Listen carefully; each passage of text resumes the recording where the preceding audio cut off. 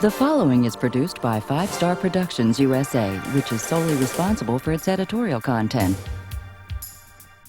A prenatal health care plan is essential for every pregnant woman. What can you do to help your child avoid serious birth defects? And what about your own health? Can you control hypertension and prevent heart attack and stroke? Hypertension is often referred to as a silent killer because most patients have no symptoms from high blood pressure. What you do and what you eat can help you avoid serious health risks. Important issues, positive answers, today on Today's Health. This program is brought to you in part by General Mills and by educational grants from Solvay Pharmaceuticals and Herbst Marion Roussel.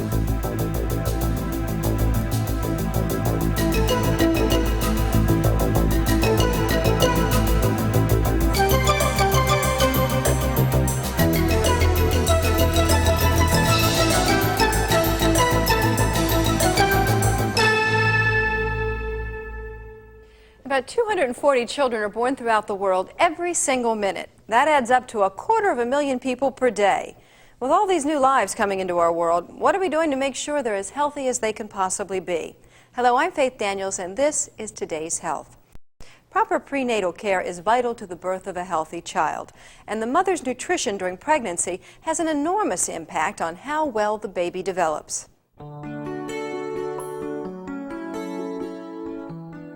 When a woman discovers she is pregnant, it can be one of the most exciting moments of her life. In addition to joy and excitement, there are often mixed emotions, such as worry and concern about both the mother's health and that of the unborn child. Having a personal plan to deliver a healthy baby starts with a strongly grounded prenatal care program. Having a prenatal health plan helps women deliver healthier babies by avoiding certain drugs, medicines, and x-rays and jacuzzis, and taking prenatal vitamins. We deliver healthier babies. In outlining nutrition and things to avoid during pregnancy and exercise and what they can do and what they can't do, in the long run benefits the mom and the baby. Being pregnant is being very special. You have a glow to yourself, you feel good about yourself. I enjoyed carrying another child, carrying something inside of me. I took very good care of myself when I was pregnant. The most important thing about the pregnancy is that we come out with a happy, healthy child that hopefully will have all 10 fingers and 10 toes. A fetus is completely dependent on the mother, whose diet should include foods that enable the baby to develop properly. The baby needs vitamins and minerals that perhaps you don't normally eat. I don't particularly care for spinach, but spinach is a good source of iron and vitamin B12 and folic acid, and all those things are very important for the baby, so I eat spinach. To avoid complications with their newborn, pregnant women should refrain from alcohol and tobacco use and try to avoid any radiation. During pregnancy, smoking reduces the blood supply to the fetus through the placenta, and the baby gets all its oxygen and nutrients through the blood supply of the mother. So smoking is crucial to avoid during pregnancy and even before pregnancy. We recommend the use of iron and folate supplements through the course of pregnancy to prevent anemia. When they go into labor, if they have any significant blood loss, they're not at risk for transfusion. Folic acid has been statistically shown to decrease neural tube defects such as spina bifida, myelomeningocele, and encephaly. I took all my prenatal vitamins and I watched my diet, and my end result was a beautiful bouncing baby girl that I've always wanted. Prenatal care requires that special nutritional demands be met to ensure a healthy child. Even though a well-balanced diet will help, many women are turning to multivitamins and mineral supplements to reduce the risk of common birth defects. It is very important for a pregnant woman to eat the right foods because the baby she's carrying is changing and growing every day. Eating wisely means choosing foods which provide a mother and baby with the protein, vitamins, minerals, and other essential nutrients they both need. I think the most important example of prevention of birth defects by giving supplements prior to and during the early stages of the pregnancy has been the use of folic acid. And in approximately the last 10 years, we have come to realize that we can prevent many neural tube defects, such as spina bifida, anencephaly, and other types of neural tube defects. If a mom is deficient in folate intake through the course of her pregnancy, she may suffer from anemia, which could adversely affect her health. As a part of my prenatal care, my physician and I discussed in great detail the need for prenatal vitamins and making sure that I'm eating properly, maximizing calcium, folic acid, iron, obviously eating a lot of fruits and vegetables. Other infant complications have also been linked to low folic acid consumption. Medical studies have shown that women with a low mean daily folate intake have a nearly twofold greater risk of preterm delivery and infant low birth weight. As the birth weight continues to decrease, depending upon the severity of those problems, some of those children may have neurologic deficits and may be slow learners and continue to have medical problems throughout their lives. When a woman becomes pregnant, already she's starting behind the 8 ball with her iron load. She doesn't have enough iron in her. Iron supplementation is particularly important during the 2nd and 3rd trimesters of the pregnancy. The official recommendation for iron supplementation is 30 milligrams per day. Hi, Jill. It's nice to see you. Hi, Dr. Greenspan. Good to see you. The baby born to an iodine-deficient mother may suffer from congenital hypothyroidism or cretinism, which is a severe condition that will lead to mental retardation. Thankfully, today there are many steps we can take to help prevent birth defects while ensuring a safe and healthy pregnancy. After all, being pregnant can be a wonderful thing, and good health is a birthright. I think anybody who learns that they can prevent a defect on their child when they're pregnant would absolutely be very gung-ho and excited about actually taking the prenatal vitamins. It's not a lot for the mother to do, but it's a lot for the baby. I discovered I had hypertension. It's a routine health exam. Many people feel great until their first heart attack. Why is hypertension known as a silent killer?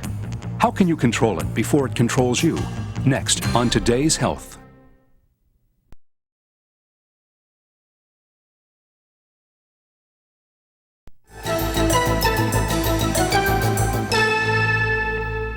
Heart disease is the #1 killer of men and women in the United States.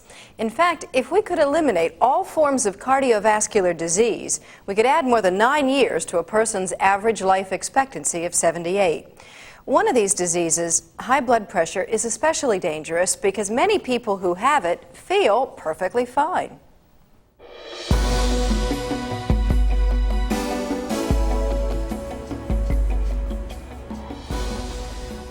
100. You see this go down. Lots of people may think that hypertension means a very stressful situation or high tension in the body. Well, it means basically that your blood pressure is very high. That is, the pressure within your blood vessels is very high. Any headaches, any blurred vision? Vision a little bit, but I discovered I had hypertension as a result of a niece who was visiting and took the family's blood pressure and realized that mine was very high, and she quickly added that I should go see a doctor immediately.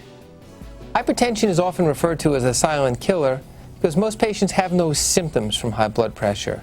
In its extreme form, hypertension can lead to headaches, blurred vision, nausea, palpitations. I first discovered I was hypertensive back in 1974 during a routine medical examination. I didn't have any symptoms at the time, and as I say, it was during a routine examination. Most of the complications of high blood pressure are due to the damage this high pressure has on the small vessels of our body. These small vessels are in our eyes, or in our kidneys, or in our brains, and in our hearts. And over time, high blood pressure can lead to strokes, heart attacks, kidney failure, sometimes leading to dialysis, and at times it leads to serious eye problems causing blindness. Although it is not known exactly what causes hypertension, there are several conditions that can raise your risk of developing it.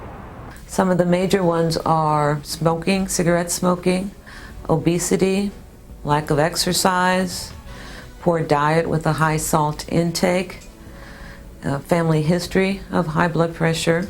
There were a number of people in my family who have and have had hypertension, and there are a number of people in my family who have had weight problems. So those two things together made me a very serious candidate for hypertension. High blood pressure needs to be treated and controlled. This usually includes a combination of dietary changes, exercise, and medication. I feel very good about the programs that I have adopted for this hypertension, and I'm looking forward to getting it to come down even more than it has and to be more controllable. Old habits can be hard to break, but if you have high blood pressure, your life may depend on breaking a few unhealthy habits. When you're trying to control hypertension, making lifestyle changes can often seem pointless because you still feel fine. But don't be fooled into complacency. High blood pressure can be a killer. My blood pressure, as I indicated, was up around, initially around 200 over 90 some. And that was pretty critical. So the doctor put me on medication immediately, and then we talked about some preventive work through diet and exercise along with the medication. I've always known that it was important to control blood pressure. Being a nurse myself, I've always known what hypertension was and how it affected people, and probably the danger of strokes, especially from hypertension. I have a goal to get a little more exercise into my life, and of course I do watch the salt. When controlling high blood pressure, it's important that the patient start treatment and make the proper lifestyle adjustments. The first steps involve proper diet, in particular low-salt diet. Beyond that, reducing overweight so that people are at their proper body weight. Regular exercise is an important way not only to keep weight down, but also directly to reduce blood pressure and to reduce risk of complications of high blood pressure in the future. Beyond that, medication is frequently necessary. Some of the goals for an exercise program for a person with high blood pressure are cardiovascular exercise, either walking or biking, and also some strength training. If you're trying to change your lifestyle to help control your hypertension, there is a great deal of help available. But before making any major changes in diet or exercise, you should consult a health professional. The change in diet and exercise should be more gradual, or you will set yourself up to fail. You've been adapting to these adverse behaviors now for many, many years, and perhaps you've never exercised in your whole life and don't even know how. I try to maintain the program by simply eating more healthier foods and taking my medication regularly. There are many information sources like the CardioSense newsletter published by Herx Marion Roussel that can give you facts, tips, hints, and support to help you maintain your efforts to control your high blood pressure. I really feel good right now. I feel fairly energetic, I would say, for somebody my age, and I get an awful lot accomplished yet. I'd like to be able to do a lot more, but at 71 and a half, you have to come to the realization that some things are limited now. Cholesterol. Let's get the facts. What is it? And how can you control it? Eat a diet that also has a lot of fiber, and in particular, the soluble fiber found in whole grain oats. We'll make it all clear when we return on Today's Health.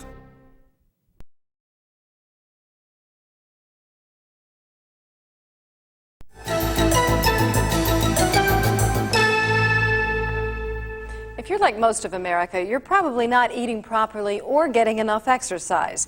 And while you may not be experiencing any medical problems now, you could be setting yourself up for a serious health condition later.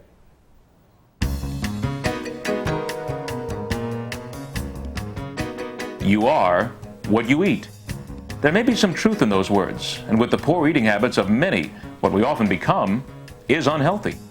Poor nutrition is a cause of considerable problem in the United States. In fact, the Surgeon General's report on nutrition tells us that 8 out of the 10 leading causes of death have a nutrition or alcohol component. Poor diet is a major factor for heart disease in the United States.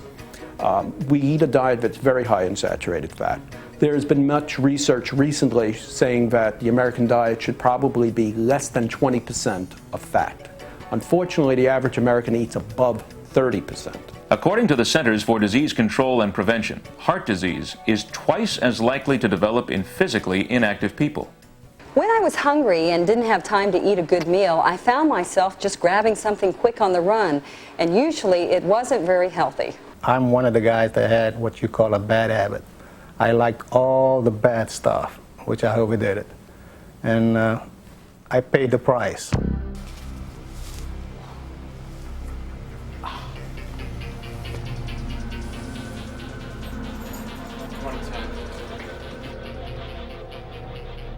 I had a quadruple bypass, and that wasn't fun.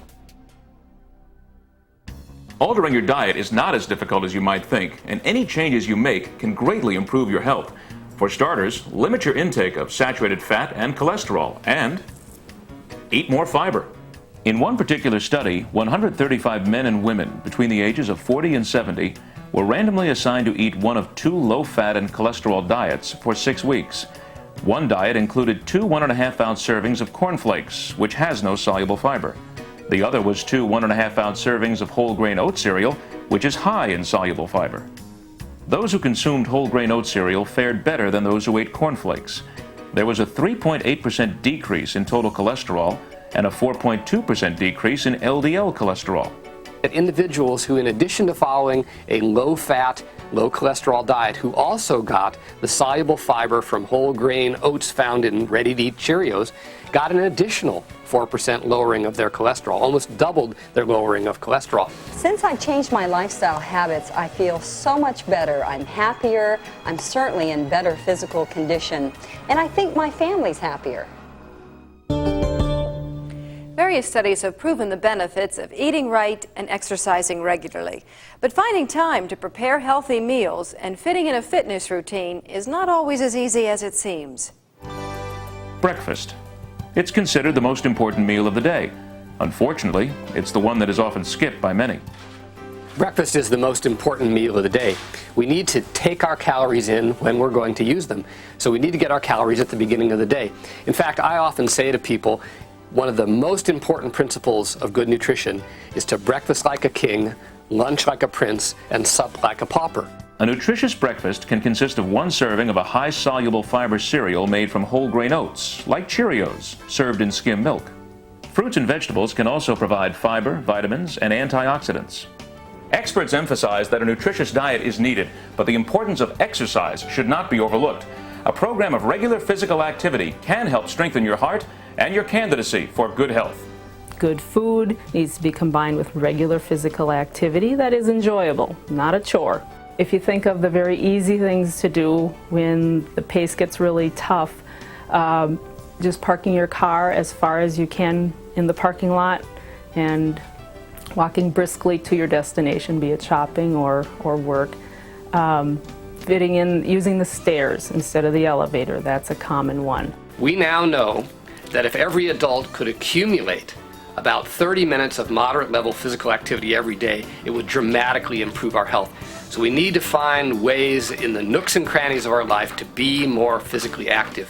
An inactive lifestyle is an unhealthy lifestyle.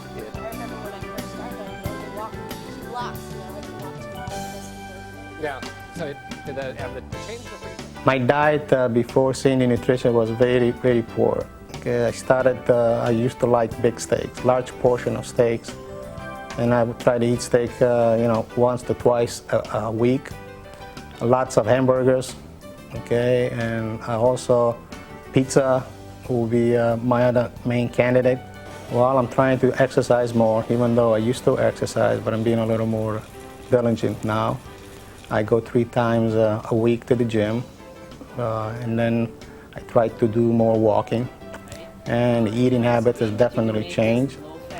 One of the biggest things that I'm doing is try to go to a low-fat, no-salt low carbohydrate diet. Okay. You want to push one more time and then we go? All right? And I do this because you were a good boy today, right? I'm a good boy today. Okay. And one of the things that keeps me going is looking at Nicholas, my youngest one, and I want to make sure that I see him get married. Making some sensible changes in your daily diet and exercising regularly is essential for our hearts and minds. In fact, the increased energy, joy, and vitality that you'll experience may be all the incentive you need to keep up your new, healthy lifestyle. Can mommy have a kiss? Have a kiss? If you're on the internet already or thinking about it, you'll be amazed at how much information there is concerning your health and well-being. For a good start, visit our Today's Health website at www.vstar.com.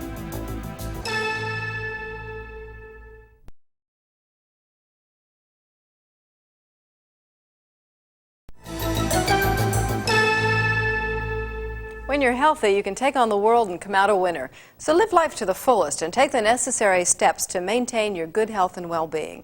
I'm Faith Daniels. If you want more information about anything we covered today, visit our website at www.vstar.com and join us again next time as we get right to the heart of matters concerning your life on Today's Health.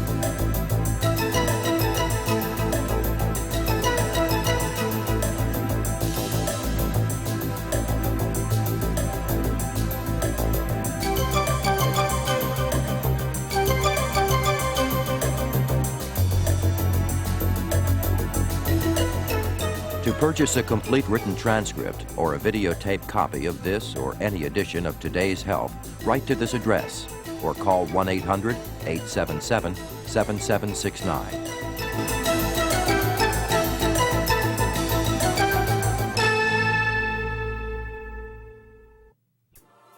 This has been a presentation of 5 Star Productions USA, which is solely responsible for its editorial content.